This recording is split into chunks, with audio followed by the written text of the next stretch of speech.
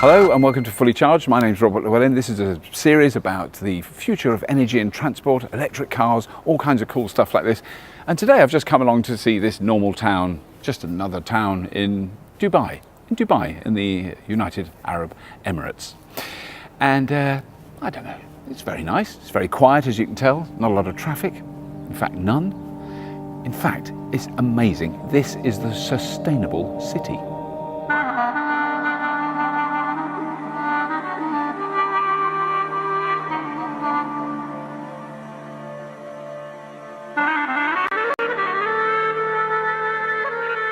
First of all, thank you for coming. I mean, this is it's a delight to show you all of this. So this is the sustainable city, and we regard it as our goal is to have a net zero energy development. So everything you see, first of all, the principal design element is to reduce the energy intensity of the city. And so if you notice as we drive through those streets, the orientation of the villas, these villas, they benefit from the shade. We decided to design and to orient all the villas towards the north. So all these villas are north orienting, which means they get a lot of shade and we avoid the sun. Right. And that is so important in this part of the world because otherwise your air conditioning cost is going to go up through the roof, and that's not good for carbon and carbon emissions. Yeah. We also have UV reflective paint, which means you deflect a lot of sunlight and you reduce the thermal heat gain. Right. The windows also have tremendous thermal values, and the roof as well. It's such an attractive place to live. I mean, we're now going past these beautiful ponds. Yeah, these are the water features. Right. This is actually grey water, and this comes out of our wash basin. This is water from the showers and the washing machine, and we actually treat it. We separate the water which enters the city into two streams. So we have black water and grey water. Right. So what you just saw is the grey water that is treated, and we treat it here in-site or on-site in the community.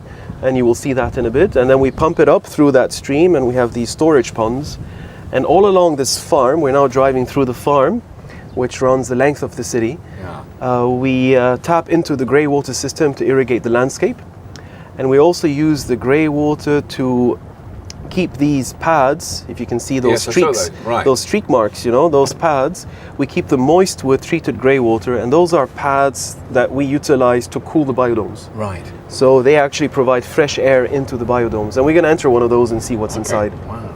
And then this is the thing that I first saw when I arrived, is that all the car park space is shaded with solar panels, which is so sensible. Yeah, two points. First of all the cars are assembled. So we wanted to keep the cars away from the clusters, which means when we drove through a cluster, it is completely car-free. Right. That's amazing for kids. I've seen lots of kids playing around. Yeah. This is their space. The entire cluster is their space. So we have all the cars in one location and under a roof panel.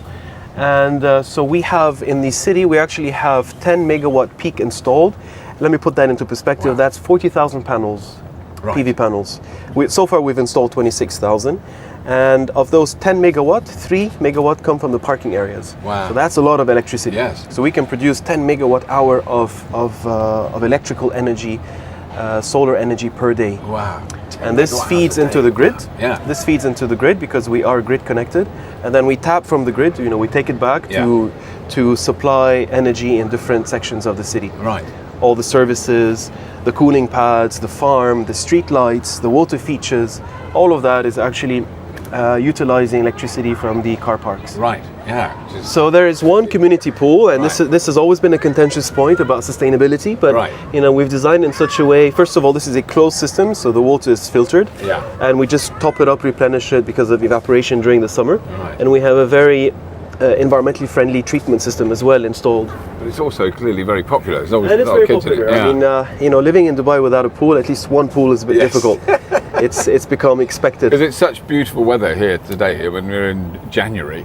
So I have been in this area before in the midsummer, and I know that it is extremely hot.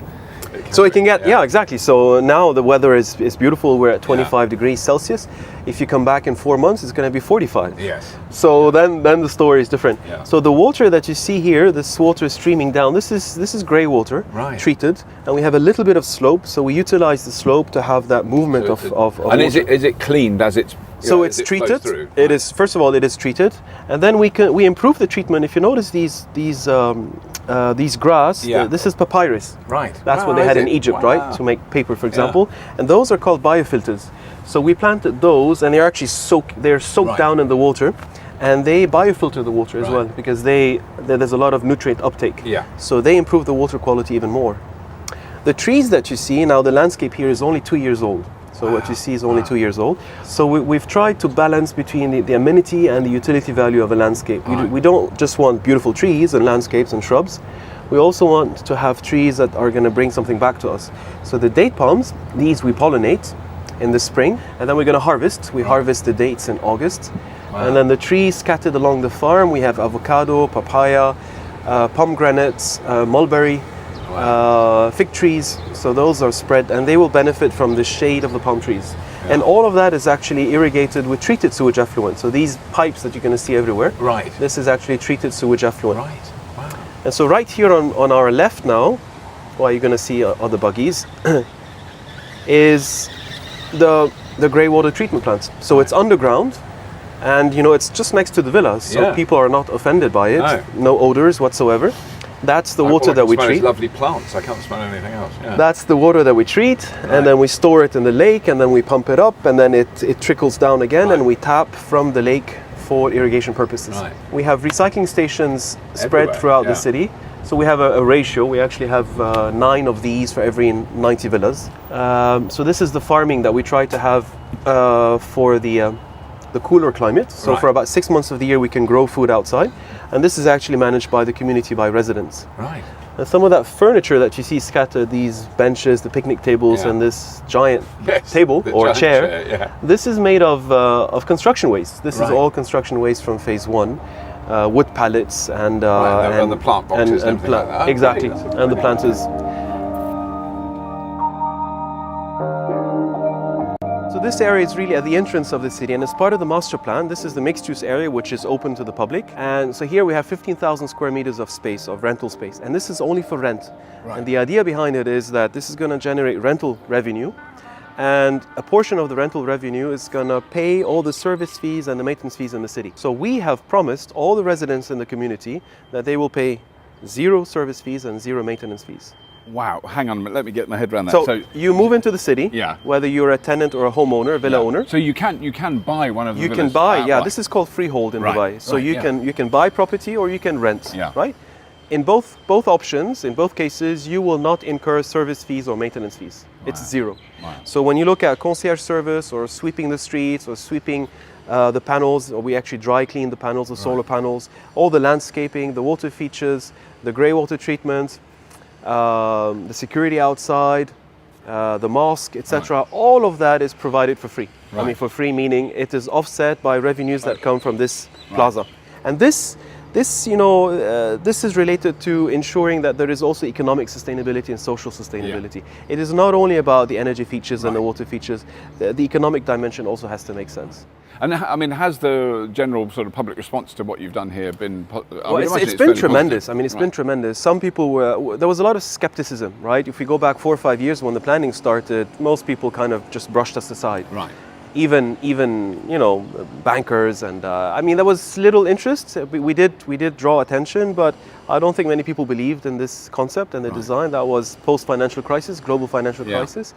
Things have really picked up, and now when you demonstrate what we've done so far in phase 1, I think it's becoming more and more obvious that this is doable. Yeah. And it is not more expensive, apples Right, to 'cause apples, that was- oranges that to was- I was oranges. gonna ask So that, this is yeah. a myth, and when you design sustainably from the start, it's Yeah. not an afterthought. No. An afterthought is expensive, but when you plan it right from the beginning, and you also capture the latest technology or the latest features from Yeah. the market, then it's not more expensive. Right. Right. And we've demonstrated that. Right. All the way down to social sustainability and economic sustainability.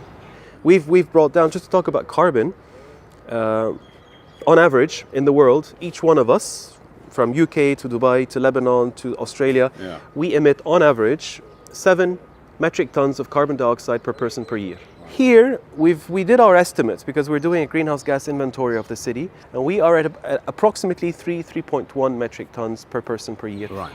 That applies for residents living in the city, Wow. including commutes outside the city. Wow. So, but And you're talking people who've got you know, a lot of people have quite substantially large vehicles in Dubai. Unfortunately, they're not all in super little eco. So this is something we have our own targets as well to transform the mobility not only inside the city, because that's, you know, we've achieved that already with electric vehicles and buggies and bicycle tracks and jogging tracks, etc. So we've provided that, but more importantly, we want people to begin to switch to electric vehicles, and so we've done two things so far. We've provided charging stations. Second, and that's really unique, as a developer, we are actually providing an incentive, a subsidy to villa owners who wish to purchase an electric vehicle. Right. And who live in the city. Wow. So if you live in the city and you are a villa owner, you will receive up to 10,000 euros or 40,000 dirham towards your first EV purchase. Wow. That's the incentive. So that's part of your sales contract, you know. So whether you make use of it or not, that's your choice.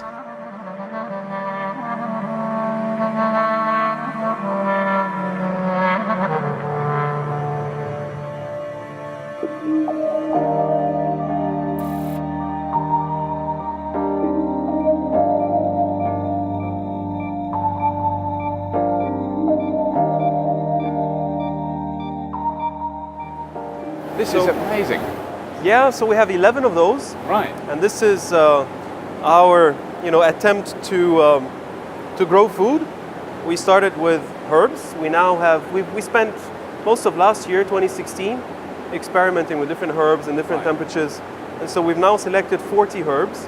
What you see here in this biodome, we have leek, we have parsley, we have mint, we have basil, chicory, spinach coriander, cherry tomatoes, lettuce. Because it's much cooler in here than outside, but then the fans are blowing air, sucking air outside. This is the beauty of having a low-tech solution. This is a desert technology. Right.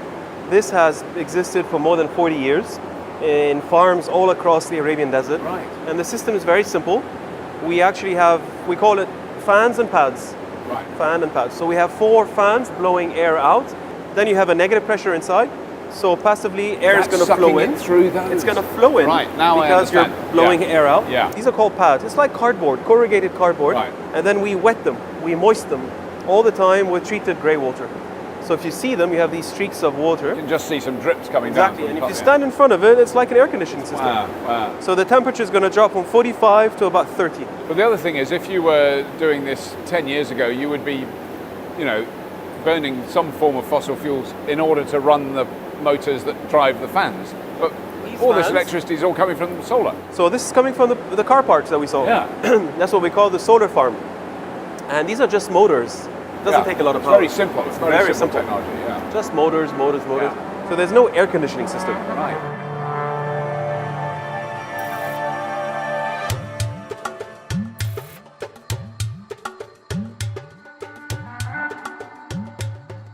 I think that's my argument really for the British property development sector, that I want to watch this, is pull your finger out, guys, because there's a huge amount of this technology could be used in the UK. It's not all everywhere. Sunshine. I mean, every country has its exactly opportunities. Yeah. I mean, there are things you can do in the UK that we cannot do in Dubai, and vice versa. So, but it is about, you know, being future ready. That's what we say. We want to be future ready, meaning the climate is changing, things are getting more difficult. Yeah. And we all have this responsibility to bring down our footprint, and so we try to personalize the problems and the solutions here. Yeah. You know, by getting everybody involved. And then presumably, like even in summer at night.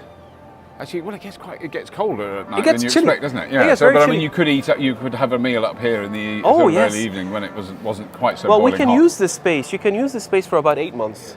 Right. But then you have 4 months you don't want to be outdoors. Right. It's just too hot. Yeah.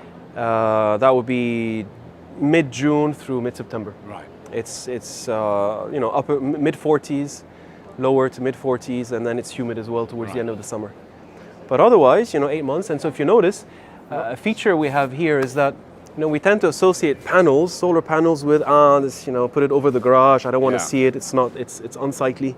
But we've actually incorporated it. It's part of the architecture. Because when you look over there, you wouldn't think, oh, all those roofs are solar panels. Yeah, because you're expecting to see something like that. But